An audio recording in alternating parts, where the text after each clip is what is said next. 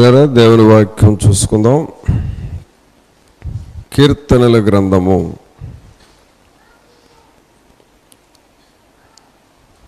61వ కీర్తన మొదటి నుంచి చదువుకుందాం. 61వ కీర్తన మొదటి వచనం నుండి. దేవా నా మొర్ర ఆలకింపుము, నా మొర్ర ఆలకింపుము, నా ప్రార్థనకు చెవియొగ్గుము, నా ప్రార్థనకు చెవియొగ్గుము. నా ప్రాణము తల్లడిల్లగా, నా ప్రాణము తల్లడిల్లగా, బూదిగంతముల నుండి నీకు మొర్ర పెట్టుచున్నాను. నేను ఎక్కలేనంత ఎత్తైన కొండపైకి నన్ను ఎక్కించుము. నీవు నాకు ఆశ్రయముగా నుంటివి. శత్రువుల ఎదుట బలమైన కోటగా నుంటివి. యుగ యుగములు నేను నీ గుడారములో నివసించెదను. నీ రెక్కల చాటున దాగుకొందును. ప్రియరా,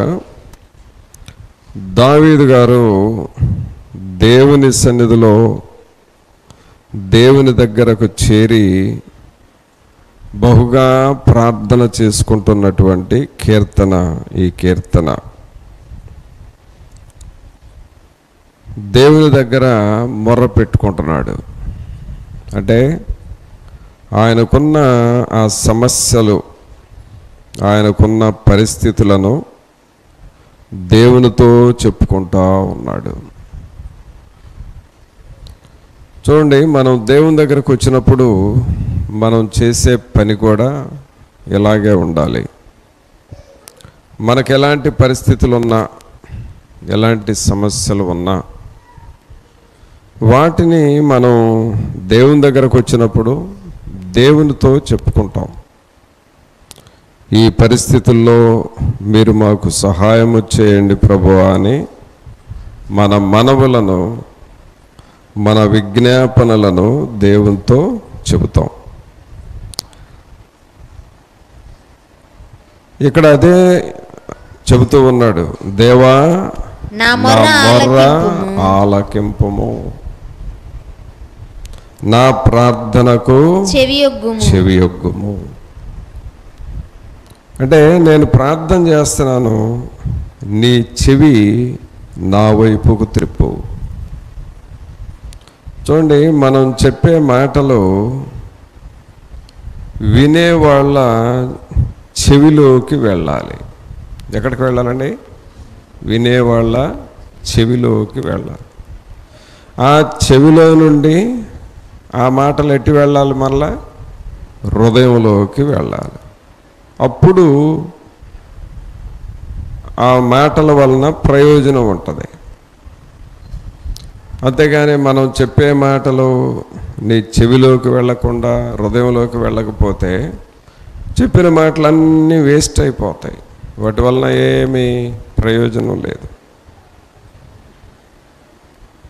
ఇప్పుడు దాకా చెప్పిందంతా విని నాకు ఏమీ ఎక్కలేదు, అర్థం కాలేదు అని అంటే అదంతా వ్యర్థమైపోయిందని అర్థం. కానీ దేవుడు అలాంటి వాడు కాదు. మనం చెప్పేది స్పష్టముగా వింటాడు. అలాగే మనం అడిగేది కరెక్ట్గా చేస్తాడు. కొన్నిసార్లు మనం దేవునికి చెప్పటం మనకు వీలు కాకపోయినా, లేక మనకు కుదరకపోయినా, ఎలా చెప్పాలో ఎలా అడగాలో మనకు తెలియకపోయినా మన పరిస్థితిని ఆయన స్పష్టంగా అర్థం చేసుకుంటాడు. అందుకని ఇక్కడ దావీదు గారు ఏమంటున్నాడు? దేవా నా మొర్ర ఆలకింపుము, నా ప్రార్థనకు చెవియొగ్గుము. తర్వాత ఏమంటాడు? నా ప్రాణము తల్లడిల్లగా, బూదిగంతముల నుండి నీకు మొర్ర పెట్టుచున్నాను. ప్రాణం ఏమైపోయిందట? తల్లడిల్లిపోయింది. అంటే ఏంటి? తల్లడిల్లిపోవటం అంటే ఏంటి చెప్పండి? తల్లడిల్లింది అని అంటే ఇక పూర్తిగా తిరగబడిపోయింది, పరిస్థితులన్నీ తిరగబడిపోయినాయి, మారిపోయినాయి, తల్లడిల్లిపోయింది. అంటే ఇంకా ఏం చేయాలో కూడా నాకు అర్థం కావట్లా, ఏమి నిర్ణయం తీసుకోవాలో తెలియట్లా, ఇంకేం చేయాలో కూడా నాకు బోధపడట్లా, అసలు ఆలోచనలే రావట్లా, తల్లడిల్లిపోయాను. ఇంకేం చేయాలో నాకు తెలియట్లేదయ్యా. నా ప్రాణము తల్లడిల్లగా బూదిగంతముల నుండి నీకు మొర్రపెట్టుచున్నాను. మరి మన పరిస్థితులు తల్లడిల్లిపోయినప్పుడు మనకు సహాయం చేసేది ఎవరు? మనకు సహాయం చేసేది ఎవరు? మన పరిస్థితులు తిరగబడ్డప్పుడు లేక బోల్తాబడ్డప్పుడు ఏం చేయాలో దిక్కుదోచని పరిస్థితుల్లో తల్లడిల్లిపోతే ఇంకా ఎవరో మనకు సహాయం చేసేది అని అనుకుంటే దావీదు గారికి ఒక్క దేవుడే గుర్తొస్తున్నాడు. పరిస్థితులన్నీ తిరగబడిపోయినా, తల్లడిల్లిపోయినా, నీవు నాకున్నావు ప్రభువా,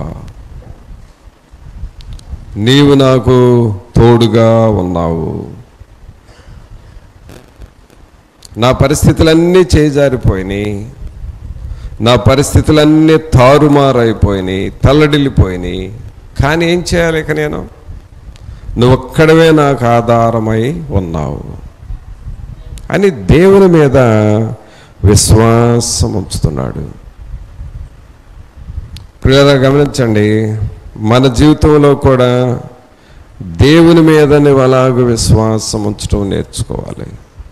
పరిస్థితులన్నీ తారుమారైపోయినా సరే దేవుని మీద నువ్వు విశ్వాసం ఉంచాలి. అందుకని ఏమంటున్నాడు? నేను ఎక్కలేనంత ఎత్తైన కొండపైకి నన్ను ఎక్కించుము. ఇంకా నేను ఎక్కలేను, తల్లడిల్లిపోయిన నేను ఎక్కలేను, నీవే నన్ను ఎక్కించాలి, నీవే నన్ను నడిపించాలి, నీవే నన్ను ఎక్కలేనంత ఎత్తైన కొండపైకి ఎక్కించాలి. చూసారా ప్రభునందు పిల్లరా, దేవుడు నీ విషయమై బాధ్యత తీసుకుంటాడు. మన పరిస్థితులు తల్లడిల్లిపోయినప్పుడు ఏమి చేయాలో అర్థం కాని పరిస్థితులలో ఆయన మన విషయమై బాధ్యత తీసుకుంటాడు. ఆయన మన విషయమై శ్రద్ధ తీసుకుంటాడు. ఆయన ఎలా ఉంటాడంటే ఆ టైంలో మనకి 3వ వచనంలో అంటున్నాడు, నీవు నాకు ఆశ్రయముగా నుంటివి, శత్రువుల ఎదుట బలమైన కోటగా నుంటివి, యుగయుగములు నేను నీ గుడారములో నివసించెదను. నా ప్రాణము తల్లడిల్లిన సమయాలలో నీవు నాకు ఆశ్రయముగా నుంటివి. దేవా, నీవే నా ఆశ్రయము, నీవు తప్ప నాకు ఇక వేరే ఆశ్రయము లేనే లేదు. కొన్ని సమయాల్లో మనము మన పరిస్థితులు తల్లడిల్లిపోతూ ఉంటాయి, ఏం చేయాలో అర్థం కాని పరిస్థితులు జరుగుతాయి. ఆ టైంలో కూడా దేవునిని నీవు ఆశ్రయముగా చేసుకోవాలి. దేవుని మీద నువ్వు అలాగూ ఆధారపడాలి. నీవు నాకు ఆశ్రయముగా నుంటివి, నీవు నాకు ఆధారముగా ఉన్నావు. ఆ విశ్వాసం మనం నేర్చుకోవాలి. అన్ని పరిస్థితులలో నీవు నాకు ఆశ్రయముగున్న దేవుడవు. శత్రువుల ఎదుట బలమైన కోటగా ఉన్న దేవుడవు. యుగ యుగములు నేను నీ గుడారములో నివసించెదను, నీ రెక్కల చాటున దాగుకొందును. అనగా ఆయన పరిస్థితి చూస్తేనేమో నీరసించాడు, తల్లడిల్లిపోయాడు, ఏం చేయాలో అర్థం కాని పరిస్థితులు. కానీ దేవుని మీద ఆధారపడి ఉన్నాడు, దేవుని మీద నిరీక్షణ కలిగి ఉన్నాడు. ఆయనే నాకు ఆశ్రయము, ఆయన గుడారములలో నేను నివసిస్తాను, నీ రెక్కల చాటున నేను దాగుకుంటాను. ఎందుకంటే నేను ఎక్కలేనంత ఎత్తైన కొండపైకి నీవే నన్ను ఎక్కించే దేవుడవు. మనం కూడా దేవుని యందు అలాంటి నిరీక్షణ కలిగి ఉండాలి, అలాంటి విశ్వాసం మనం పొందుకోవాలి. దేవుని మీద అలాంటి నిరీక్షణ. ఆయన మనకు ఎలాంటి దేవుడు అనంటే, మన పరిస్థితులలో దేవుడు ఎలాగుంటాడు అని చూస్తే ద్వితీయోపదేశకాండంలో 32వ అధ్యాయం చూడండి. ద్వితీయోపదేశకాండము 32వ అధ్యాయము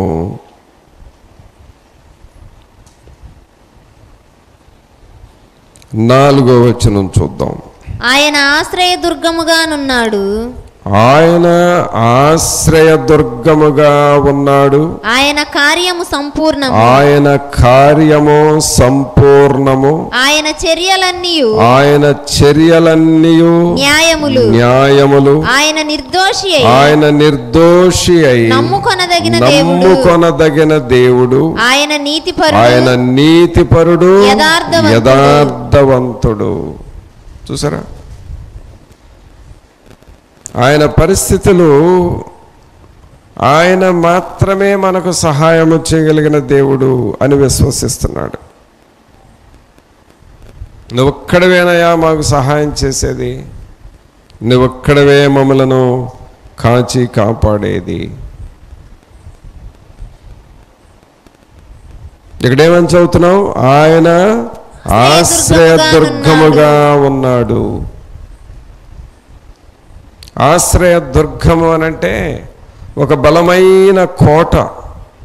మనం లోపల ఉంటాము, ఆయన మనల్ని కప్పి ఉంచుతాడు. ఇక ఎవరు ఏమీ మనల్ని చేయలేరు. ఆయనే మనకు దుర్గము, బలమైన కోట, ఆశ్రయదుర్గము.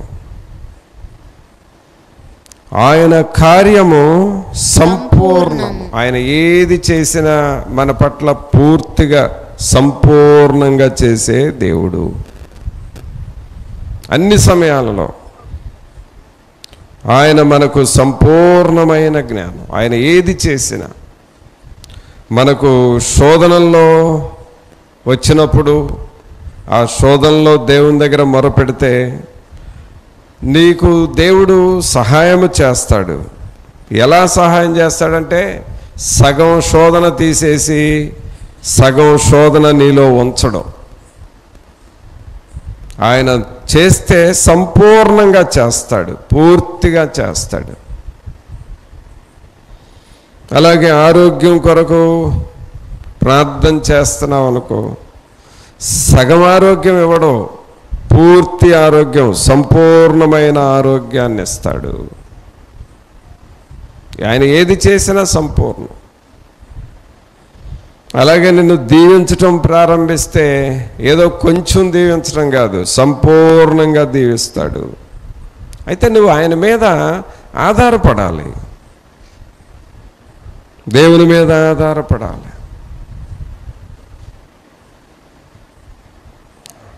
ఆయన మనకు ఆశ్రయదుర్గము అని నీవు తెలుసుకోవాలి. ఆయన కార్యము సంపూర్ణమని తెలుసుకోవాలి. తర్వాత ఏమంటాడు? ఆయన చర్యలన్నీయు న్యాయములు.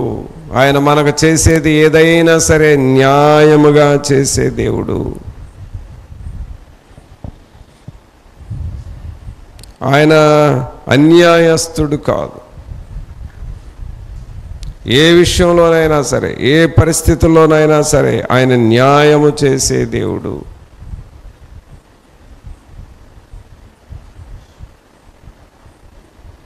పిల్లల విషయంలో, కుటుంబ విషయంలో, అలాగే మన పనుల విషయాల్లో ఆయన న్యాయము చేసే దేవుడు.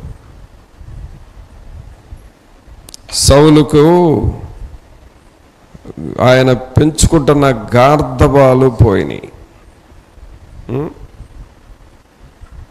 ఆ గాడిదలు తప్పిపోయినాయి. తప్పిపోయినప్పుడు వాటిని వెతుక్కుంటా వెళ్ళాడు. అలాగ వెతుక్కుంటా ఎవరి దగ్గరికి వెళ్ళాడు? సమూయేలు దగ్గరకు వెళ్ళాడు. మరి గార్ధబములు పోయినాయి అనంటే అది కొంత నష్టమే కదా, కొంత నష్టమే.